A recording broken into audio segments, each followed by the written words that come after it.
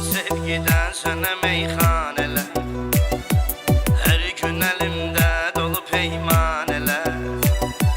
O kadar içim çıksın ağıl başıma, başıma dolansın deli pervaneler. Yazım sevgiden sana meyhaneler, her gün elimde dolu peymaneler. O kadar içim çıksın ağıl başıma, başıma dolansın deli pervaneler.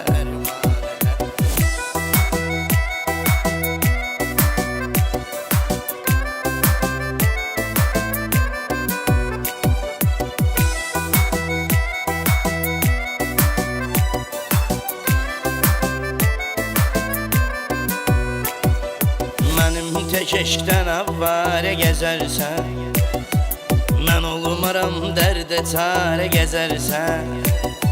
Atdım atdım ara gəzərsən, aramızı vurdu boş boş bəhanələr. Yazım sevgidən sənə meyxanələr, hər gün əlimdə dolu peymanelər. O kadar içim çıksın ağıl başıma, başıma dolansın deli pervaneler.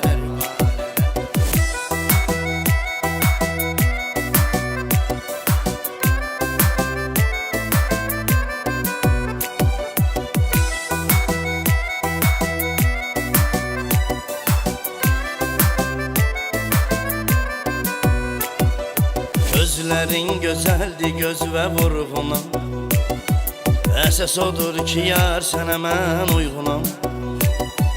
Nə sən Leylisən, nə də mən Mecnunam, İndi yoxdur yəmin ki əfsanələr.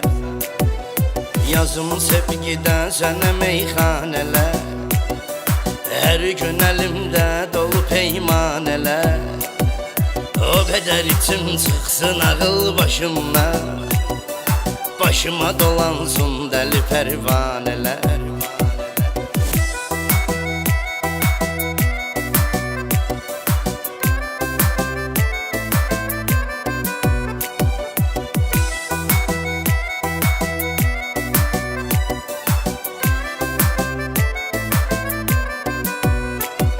Sen ne bilirsen ki darıxmaq nedir, İçə yollara baxmaq nedir, yağış kimi küçələrə yağmaq nedir.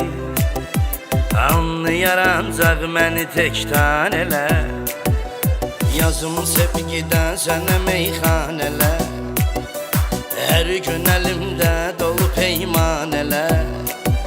O kadar içim çıksın ağıl başıma, başıma dolansın deli pervaneler.